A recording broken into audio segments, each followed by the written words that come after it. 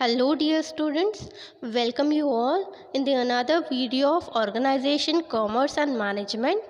In previous video, we have studied about second chapter, that is Functions of Management, and now we will start the third chapter, name is Entrepreneurship Development from today. So let's start. Entrepreneurship development ये हमारा organisation commerce and management का third chapter है। इसमें हमें entrepreneurship के बारे में detail जानकारी देखनी है। तो यहाँ पे एंटरप्रेन्योरशिप के पहले हमें देखना पड़ेगा कि एंटरप्रेन्योर क्या होता है। एंटरप्रेन्योर मतलब ऐसा व्यक्ति जो रिस्क लेने के लिए तैयार हो और साथ ही में अपने बिजनेस को लेके बहुत ज़्यादा सीरियस हो या डेडिकेटेड हो। ऐसा व्यक्ति जो खुद ही कैपिटल लगाएगा, खुद ही अपने बिजनेस के लिए डिसीजन लेगा और खुद ही इनोवेटिव आइडियाज़ भी सोचेगा, उसे हम कहेंगे एंटरप्रेन्योर। अब एंटरप्रेन्योर जो है उसको अपनी रिस्क जो है खुद उठानी पड़ती है और साथ ही में उसके बिजनेस से होने वाला जो भी प्रॉफिट होता है उसको इंजॉय भी वो खुद ही करता है। उसके बाद एंटरप्रेन्योरशिप। अब एंटरप्रेन्योरशिप का मतलब ये होता है कि एक बार किसी ने सोच लिया कि नहीं, मुझे मेरा खुद का बिजनेस खड़ा करना है या मुझे खुद की कोई ऑर्गेनाइजेशन बनानी है, तो वो क्या करेगा, उन सारी चीज़ों को एग्जीक्यूट करने की कोशिश करेगा, एक सेटअप बनाने की कोशिश करेगा, तो उसे ही हम बोलते हैं एंटरप्रेन्योरशिप। मतलब उसका मीनिंग अगर देखा जाए तो ये एक प्रोसेस है जिसके ज़रिए आप अपने बिजनेस को डिज़ाइन कर सकते हो, लॉन्च कर सकते हो और रन कर सकते हो काफ़ी अच्छे से। और साथ ही में आप जान सकते हो कि आपकी कैपेसिटी क्या है, किस लेवल पे जाके आप इन्वेस्ट कर सकते हो अपने बिजनेस के लिए, और आपकी विलिंगनेस क्या है, आप क्या बनाना चाहते हो, उसमें इन्वेस्टमेंट कितनी लगने वाली है और बाकी की चीज़ें उस पर किस तरह से असर करेगी। ये सारी चीज़ें इसी लेवल पे या इसी प्रोसेस पे आप जानते हो, तो उसे ही हम बोलते हैं एंटरप्रेन्योरशिप। उसके बाद एंटरप्राइज। एंटरप्राइज मतलब एंटरप्रेन्योर ने सोच लिया कि मुझे कोई बिजनेस अभी सेटअप करना है और उसके साथ ही वो रिस्क के लिए भी तैयार हो गया है और उसने एक प्रॉपर प्लानिंग भी बना ली और एक प्रोसेस स्टार्ट कर दी। तो उसके बाद जो भी आउटकम होता है उसे हम बोलते हैं एंटरप्राइज। फॉर एग्जांपल, हम कहीं भी आते जाते हैं तो रोड पे काफ़ी ऐसे बोर्ड लगे हुए दिख जाएंगे जिसपे लिखा होता है XYZ एंटरप्राइजेस, ABC एंटरप्राइजेस। तो यही इसी चीज़ को बोलते हैं हम एंटरप्राइज, जो होता है एंटरप्रेन्योर और एंटरप्रेन्योरशिप का आउटकम। उसके बाद थोड़ा सा इंट्रोडक्शन देख लेते हैं एंटरप्रेन्योरशिप डेवलपमेंट का। Entrepreneurship is a full time job which requires dedication and hard work. अब ऑब्वियसली अगर एक बिजनेसमैन है तो उसको टाइम के बारे में सोचना बिल्कुल भी अलाउ नहीं होता है, क्योंकि बिजनेस एक ऐसी चीज़ है जहाँ पे किसी भी वक्त कोई भी नीड अराइज हो सकती है। तो इसीलिए हर एक एंटरप्रेन्योर को अपना फुल टाइम देने की ज़रूरत पड़ती है। और देखो, हाँ, एंटरप्राइज किसी ने भी खड़ी की हो वो भी एक एम्प्लॉई ही होता है, एम्प्लॉई करके ही उसको एग्जीक्यूट किया जाता है बिजनेस में। तो यहाँ पे इसीलिए बोला गया है कि ये फुल टाइम जॉब है एंटरप्रेन्योर के लिए, जहाँ पे उसका फुल डेडिकेशन भी चाहिए और हार्ड वर्क भी, तभी कोई भी बिजनेस या ऑर्गेनाइजेशन या कंपनी अच्छे से सक्सेसफुल हो सकती है। Entrepreneurs are innovator. देखो, इम्पोर्टेंट है, एंटरप्रेन्योर ने कुछ हटके सोचना ज़रूरी है। कोई भी बिजनेस उठा के कर लिया तो आपकी जो सक्सेस है वो प्रोबेबिलिटी बहुत कम हो जाती है कि आपके बिजनेस को बहुत अच्छा सक्सेस मिले। लेकिन एक बार आपने सोच लिया कि हमें कुछ अलग करना है, कुछ ऐसा करना है जो लोगों को काफ़ी अच्छा लगे या लोगों के लिए कुछ अलग यूजनेस या यूटिलिटी कुछ प्रोवाइड करे, तो उसे ही हम बोलते हैं इनोवेटर्स। कुछ नई तरीके से जो भी बिजनेसमैन है उसने एक नई सोच रखनी चाहिए, कुछ इनोवेशंस अपने बिजनेस में लाने चाहिए, तभी लोग अट्रैक्ट होंगे, है ना। अगर कोई नई चीज़ हम देखते हैं तभी हम अट्रैक्ट होते हैं ना एज अ कंज्यूमर। तो पहला मोटिव तो यही रहता है कि अपने बिजनेस के तरफ अट्रैक्ट करे कंज्यूमर्स को। तो इसीलिए यहाँ पे बोला है कि एंटरप्रेन्योर्स ने हमेशा इनोवेटर की तरह ही बिहेव करना चाहिए। They are owners, producer, market creator, decision takers and risk taker.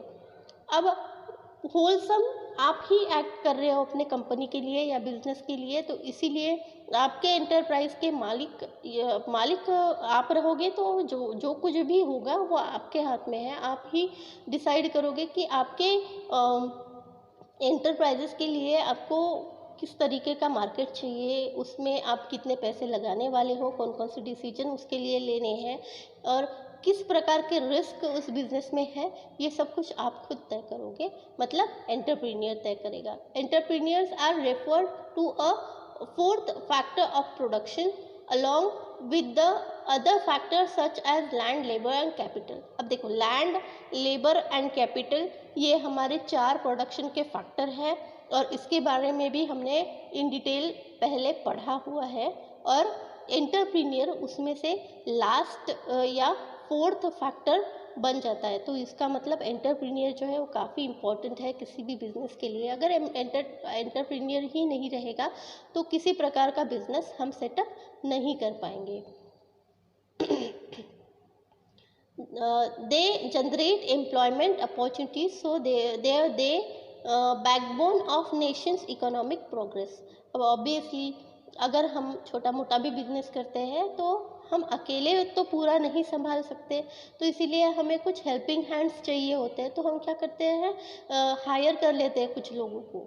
मतलब कौन, एंटरप्रेन्योर अपने बिजनेस को अकेले कभी नहीं चला पाएगा। तो वो क्या करता है, कुछ लोगों को हायर कर लेता है और उनके काम के बदले उनको पे करता है।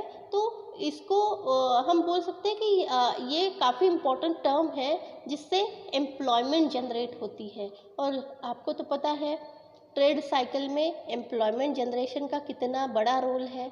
अगर बहुत अच्छा एम्प्लॉयमेंट सबको मिलता है कंट्री में, तो वो कंट्री भी काफ़ी अच्छे से डेवलप करती है। तो ये सारी चीज़ें हम पढ़ेंगे इस चैप्टर में। आगे देखते हैं। हिस्ट्री है, मतलब किस प्रकार से ये इंट्रोड्यूस हुआ है एंटरप्रेन्योरशिप एंड कैसे लोगों ने इसको अपने तरीके से बताया है, ये सारी चीज़ें हैं। In the early 16th century the term entrepreneur was use by Frenchman to denote man leading in military expeditions. अब यहाँ पे एक फ्रेंचमैन है, उन्होंने ये सबसे पहले 16th सेंचुरी में इंट्रोड्यूस कराया ये टर्म एंटरप्रेन्योर। और किसके लिए, एक donate man leading in military expeditions. एक मिलिट्री कैंप या कुछ ऐसा होगा जहाँ पे उन्होंने एंटरप्रेन्योर ये सबसे पहले जो वर्ड है वो इंट्रोड्यूस कराया। उसके बाद around 1700 AD the term was use in France for contractor और आर्किटेक्ट्स। अब ये सबके लिए तब अवेलेबल नहीं था, मतलब एंटरप्रेन्योर जो है इसके बारे में काफ़ी कम लोग जानते थे। तो फ्रांस में 1700 AD में जो भी कॉन्ट्रैक्टर्स रहते थे या आर्किटेक्ट्स रहते थे, उन्हीं को सिर्फ एंटरप्रेन्योर बोला जाता था, क्योंकि वही खुद अपने बलबूते पे लोगों को जॉब वगैरह दिया करते थे और प्रोजेक्ट लिया करते थे as a business. By the early 18th century the term was applied to business and economic activities by the French economist Richard Cantillon या कैंटिलोन, ये भी बोल सकते हो। अब ये रिचर्ड कैंटिलोन जो है ये एक इकोनॉमिस्ट थे और इन्होंने क्या किया, चीज़ों को समझने की कोशिश की कि कॉन्ट्रैक्टर और आर्किटेक्ट्स सिर्फ यही लोगों को एम्प्लॉय नहीं रखते हैं, सिर्फ यही लोग एम्प्लॉयमेंट जनरेट नहीं कर रहे हैं। तो जो प्रॉपर बिजनेस कर रहे हैं वो लोग भी एम्प्लॉयमेंट जनरेशन का काम कर रहे हैं और रिस्क उठा के अपना खुद का बिजनेस सेटअप कर रहे हैं। तो इनको भी फिर एंटरप्रेन्योर बोला गया। उसके बाद in 1848 the famous economist John Stuart Mill describe entrepreneurship as the founding of a private enterprise. अब ये सारी चीज़ें तब तक गवर्नमेंट से रिलेटेड थी या किसी ऐसी संस्था से रिलेटेड थी जो काफ़ी बड़े पैमाने पे वर्क करती थी, लेकिन बाद में एंटरप्रेन्योरशिप ये वर्ड प्राइवेट एंटरप्राइजेस में भी एंटर हो गया है। मतलब जो हम छोटी मोटी एंटरप्राइजेस या बिजनेस देखते हैं, ऑर्गेनाइजेशन देखते हैं, उसको भी हम एंटरप्राइज बोल सकते हैं। उसको सेटअप करने वाले को हम एंटरप्रीनियर बोल सकते हैं। उसके बाद डिफिनेशन कुछ है। डिफिनेशन पहली है Howard Stevenson, a long time professor of Harvard business school defines. अभी इन्होंने ये एक हार्वर्ड जो यूनिवर्सिटी है वहाँ के प्रोफेसर हैं, इन्होंने एंटरप्रेन्योरशिप को एक्सप्लेन करने की कोशिश की अपने शब्दों में। Entrepreneurship is the pursuit of opportunity beyond resources controlled. मतलब परस्यूट करना मतलब प्रोवाइड करना या अटेम्प्ट करना, किसी चीज़ के लिए कोशिश करना कि चीज़ें अपने कंट्रोल में हो और साथ ही में एक अपॉर्चुनिटी क्रिएट की जाए, उसे ही हम बोलेंगे एंटरप्रेन्योरशिप। किसके शब्दों में? ये जो प्रोफेसर हार्वर्ड बिजनेस स्कूल के प्रोफेसर जो है हार्वर्ड स्टीवनसन, उनके शब्दों में। उसके बाद वेबस्टर डिक्शनरी में यहाँ ये बोला गया है, an entrepreneur is a person who start a business and is willing to risk loss in order to make money. मतलब यहाँ पे एंटरप्रेन्योर उसको बोला जा सकता है, ऐसा व्यक्ति जो अपना बिजनेस स्टार्ट करता हो खुद के बलबूते पे, जिसकी विलिंग हो, मतलब जिसकी इच्छा होती है कि मैं खुद अपना बिजनेस बनाऊं, और साथ ही में वो तैयार होना चाहिए रिस्क उठाने के लिए, जो भी लॉसेस उसको फ्यूचर में होने वाले हैं उसके लिए, और जो भी पैसे वो बनाएगा, आई मीन जो भी प्रॉफिट उसके लिए जनरेट होगा उस बिजनेस के थ्रू, उसको एंजॉय करने के लिए, उसे ही हम बोलेंगे एंटरप्रेन्योर। उसके बाद the Oxford English dictionary define an entrepreneur is a person who organize and operate a business और businesses think of greater than normal financial risk in order to do so। यहाँ पे ऑक्सफोर्ड इंग्लिश डिक्शनरी ने भी एक particular definition दी है entrepreneur के लिए। यहाँ पे ये बोला गया है कि कोई भी ऐसा व्यक्ति जो अपने बिजनेस को अपने तरीके से ऑर्गेनाइज करता हो, ऑपरेट करता हो, और साथ ही में जो भी रिस्क है, अब छोटी मोटी रिस्क बिजनेस में नहीं होती है, बहुत बड़ी रिस्क होती है, क्योंकि आपका पूरा कैपिटल लग जाता है गाइस, और आपकी इतनी मेहनत होती है। कई बार तो लोग लोन वगैरह लेके भी बिजनेस सेटअप करते हैं, तो बहुत बड़ी रिस्क होती है, नॉर्मल फाइनेंशियल रिस्क नहीं होती है। तो ये जो भी रिस्क है, ये उठाने की आपको इच्छा होनी चाहिए या इतनी हिम्मत होनी चाहिए, तभी आप एंटरप्रेन्योर कहलाओगे।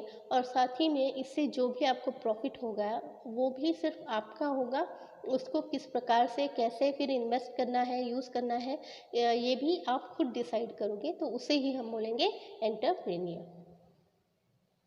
तो इतना काफ़ी है आज के लिए। Make notes and try to understand this topic.